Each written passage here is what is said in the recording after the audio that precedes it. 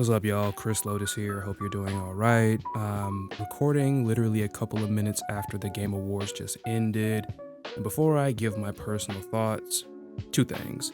Number one, I want to give a special shout out and thanks as always to Vault and Vault's community. Whether or not I find much of anything to be excited about that's announced at the Game Awards, he and his community always make the experience worthwhile with all the joking and just everybody being really chill.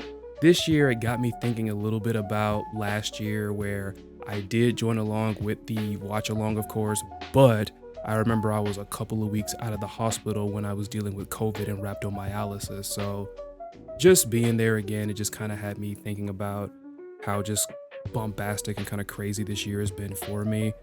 So once again, special thanks to Vault and the community. Regardless of good show, bad show, mid show, you all make it fun, especially for me. Thanks again for just having me. Second thing is, despite the fact I did announce that I was coming back to making content after taking November off, I have been itching to make this announcement and I have not been able to do it because some other things have been getting in my way. Well, now is the time for me to make that announcement, and here it is. What's up, y'all? Chris Lotus here from the future. Sorry to interrupt, but I just wanted to take this time to formally announce my second YouTube channel, Chrysalid's Unorthodox Path. On this channel, I'll be talking about and playing pretty much anything that's not a fighting game, mostly visual novels and hero shooters. I've actually been enjoying Marvel Rivals a whole lot ever since it came out, so best believe there's going to be a lot of content for that game on there. While I was on hiatus, I really just wanted to take a break from fighting games and I just really needed something different. And while I was on that hiatus, that pretty much inspired me to start this channel. So if you're sick and tired of hearing me yap about fighting games and want to hear me talk about something different or play something different, head on over to Chrysalid's Unorthodox Path. In addition to Marvel Rivals, I will also be starting my first ever playthrough of Slay the Princess, a visual novel that I have been told that I will definitely enjoy. So if that or anything else I've mentioned interests you, once again, subscribe to Chrysalid's Unorthodox Path. Now back to the video. So let's get right into it, the Game Awards. So far as like fighting game stuff, before I forget and get into like all the other stuff I want to kind of talk about, congratulations to Tekken 8 for getting Best Fighting Game. It was a little bit surprising to me that that was the very first award that they presented if you include the pre-show. But at the same time, I mean, I do kind of get it. The one thing that I see a lot of people in the fighting game fandom don't really get about the Game Awards is that, at least from what I've seen, from what I've heard from others, the particular demographic that this whole award show is tailored towards, basically it leans casual. And fighting games, not really casual friendly compared to a lot of the other genres that you see that get most of like the big nominations and more of the attention. Regardless, I do think the Tekken 8 win was well deserved. I was gonna put out a video before the awards talking about my issues with the category this year because why in the world was Multiverses back again for a second time? And I just kind of scrapped it because I guess I came to the conclusion that what they were trying to do was they had considered Multiverses in the same vein as like a different iteration of the game, even though it was still just called Multiverses. And what I mean by that is, if you look over the history of the Game Awards, like I'll just pick the most obvious and easiest example, Street Fighter V. That game and all of its iterations that came afterward, the Arcade Edition, the Champion Edition, those also got nominated. So I'm guessing by their logic, I guess, of course, I guess they're acknowledging that Multiverses did come out as a beta and now I guess the full game came out, so I guess they count them separately. Because I would think maybe if they named it something else, perhaps I guess it would stick better, but you can read between the lines because of course a lot of people had issues with Multiverses beating KOF 15 on one point because it was a beta, but I don't know. I do think it's a bit weird how betas can get nominations, even if of course they get a lot of play and attention, but yeah, I'm not really a fan of that in the slightest. But I mean, Multiverses didn't win. I wasn't really panicking about that because in my opinion, Multiverses' comeback was weak. Like honestly, I think of all the games in the category this year, it was practically the weakest one, if you ask me. And yeah, I even put it below the MVC collection. The reason why I'll give the collection a pass, even though I do get when people talk about they find it weird when remasters and collections get nominations like this. The reason I'll give the MVC collection a pass is because I'm pretty sure many people know how lauded MVC2 is. People, I think, within the FGC and some people even outside of it, especially given the person that was fronting this whole free MVC2 move, or at least was like one of the most central figures of it, Maximilian, attracts FGC people and even casual players. So people knew about just how much people wanted MVC2 to be freed. The MVC collection is pretty much a landmark moment when it comes to, of course, freeing MVC2.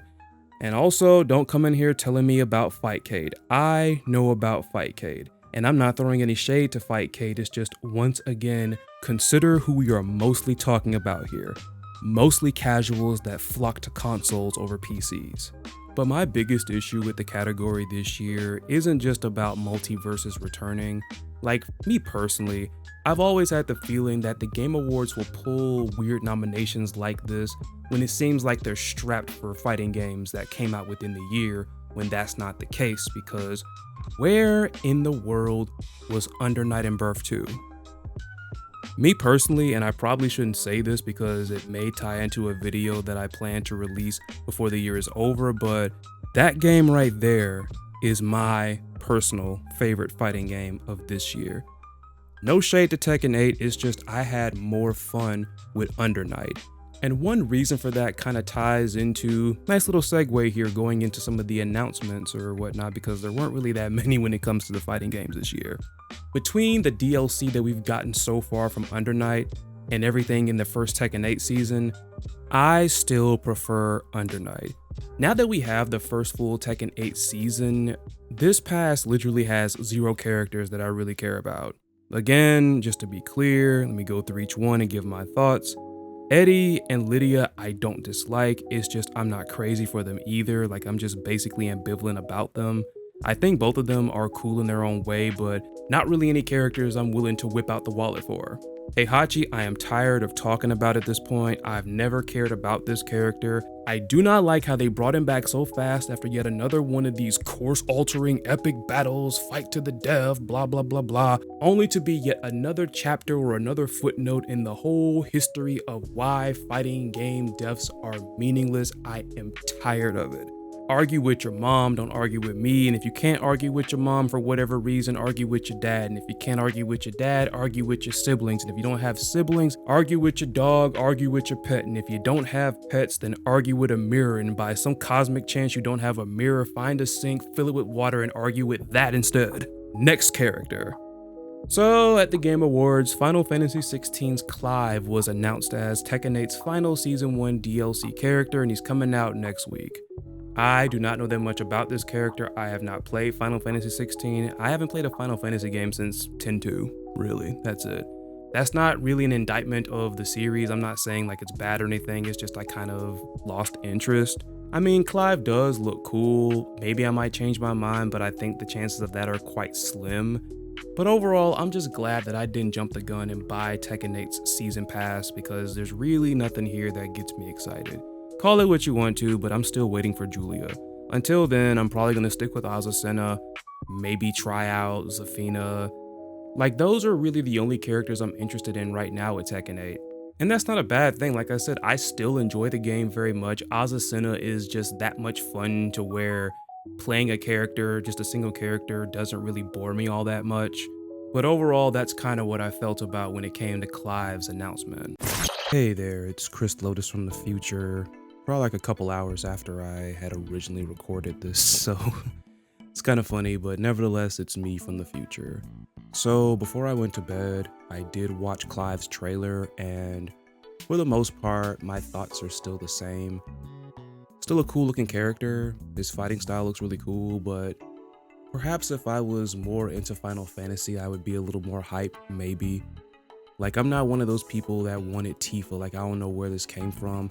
And that's nothing against Tifa Lockhart as a character, it's just, again, Final Fantasy is an IP that I have not been that invested in quite a while now, so like I said, I'm not that excited. And then, again, he's cool, but at the same time, he's not a character that I'm willing to break out the wallet for.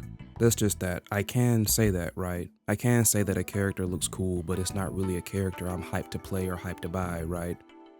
Because the last time I said this about a character, someone accused me of crying, which I can't with y'all, honestly. I really can't. This fandom really needs to grow up. But back to the video. Moving on, pretty much the only other fighting game announcement from the Game Awards, and that was Virtua Fighter. It's kind of crazy, last month we just got that Virtua Fighter 5 Ultimate Showdown port announced for Steam, and then the next month we find out there's a whole new game coming. Now, if I haven't made it clear already, Virtua Fighter was never really a top favorite of mine personally, and I say that to say that I'm not really doing backflips about this right now, but it's kind of funny. Like, right now as I'm recording, 3 minutes from now, I think there's supposed to be a Virtua Fighter Direct stream that's supposed to give more details about the brand new game, so I'll probably tune into that before I go to bed. It might change my mind one way or another, but right now, personally, I mean, it's good news, but I'm not super excited. Hey, it's me again from the future. So I also watched the VF Direct stream after the Game Awards had ended. I actually watched it right after I watched the Clive trailer. And even from the little bit that I've seen of the new upcoming Virtua Fighter game, I'm actually quite interested. Like, I know overall we just kind of took in like a little bit of gameplay and some tech demo footage or whatnot, but just based off of what we saw in this footage, I love the overall look of this game and I love how everything flows. I like the look that they have for Akira Yuki in this, and apparently from what I could tell, it looks like they revealed a new character of sorts, or I'm guessing kind of like an offspring type of character, because first glance I thought that was Sarah Bryant, but apparently when they showed off the model, I think the character was named Stella, and there's a tagline there that talks about Stella being the bridge between worlds. So if that is the case, I could see her, I guess, being like a new age Sarah Bryant. I mean, maybe a daughter perhaps, or a trainee. Either way, like I said, the looks of these two characters, the way everything flows, the way everything looks from even the little bit that we saw here does actually have me intrigued. So yeah, props to Sega on that one.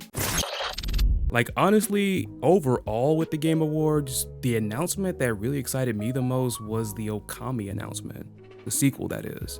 Like, for me personally, the fighting game news wasn't really there. With that being said, my feelings aside, I can appreciate the fact, more so in the case of Virtua Fighter, that it was cool to see mostly the 3D fighting games on display. I know there was only really 2 of them that got announcements at the Game Awards, but just saying. Because it kind of seemed like for a while Tekken was going to corner the market in that case. Like, regardless of how I feel about either of these announcements, at the end of the day, once again, more so in the case of Virtua Fighter, since they're throwing their hat back into the market, it's nice to see that we're going to get some semblance of variety with 3D fighting games. Because I know, and I forgot whom I heard it from first, but there was a concern about just the fact that it's just Tekken. You know, concerns about the fact that Soul Calibur might not come back for a while, or Bloody Roar, or anything else like that. I mean, hopefully this may open the door for some stuff like that in the future. Maybe some indie devs can actually come up and see if they can break into it. Who knows? But at the same time, like I said, regardless of how I feel, it was nice to see that 3D fighting games pretty much had the spotlight this time, because I know a lot of people were concerned about the future of that particular style or that particular subgenre, whatever you want to call it, of fighting games. Last thing I want to talk about is something that kind of disappointed me, and that was the fact that there was no Fatal Fury City of the Wolves news.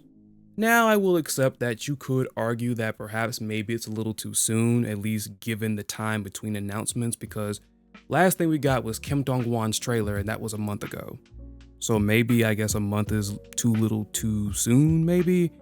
But still, I was hoping for some City of the Wolves news off the strength of, regardless of how you feel about the Game Awards, it is one of a handful of really big opportunities to get many eyeballs on your game.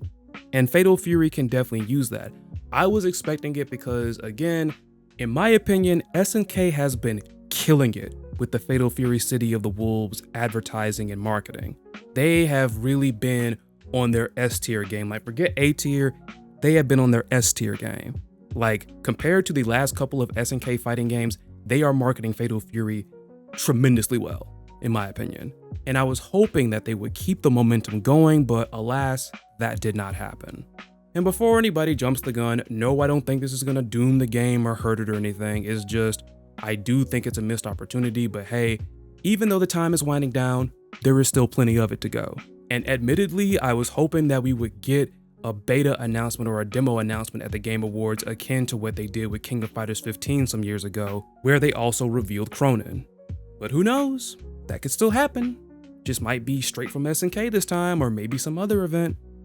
I'm just really hoping for some semblance of a beta or a demo this month. I don't want them to wait too soon and too close to the release. That's what I'm hoping for.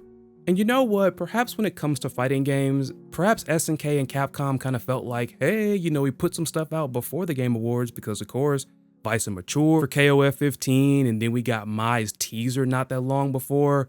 Like, we did get some news from them about these games, so they didn't leave us out to dry. I just figured that maybe we would get like a full-on Mai trailer this month, because I still think that they're going to release her in January because that's the same month as her birthday, but perhaps I'm just looking at that with tunnel vision maybe. But yeah, overall, like I said, the announcements of the Game Awards really didn't wow me that much. That's not to say they're terrible, because I don't think they are. It's just, again, there's a difference between me saying something is terrible versus something that doesn't excite me. If it doesn't excite me, it's just me that has the issue. Something can not excite me but still be good. I hope people understand that, but that I think is going to be it for my thoughts about the Game Awards. What did you all think of these announcements? Did you love them? Did you dislike them? Are you kind of in the middle? Drop a comment, and until next time, I of course am the Chris Lotus. Healthy reminder to check out my second channel, Chrysalid's Unorthodox Path, if you're tired of just hearing me yap and get into fighting games and want to hear me talk about visual novels, Marvel Rivals, etc. Check it out if you are interested. Subscribe if you love what you see. And of course, you all take care of yourselves, be safe out there, be cool to each other, stay hydrated, and for those of you out there in the cold, stay warm, stay safe, stay healthy. See ya.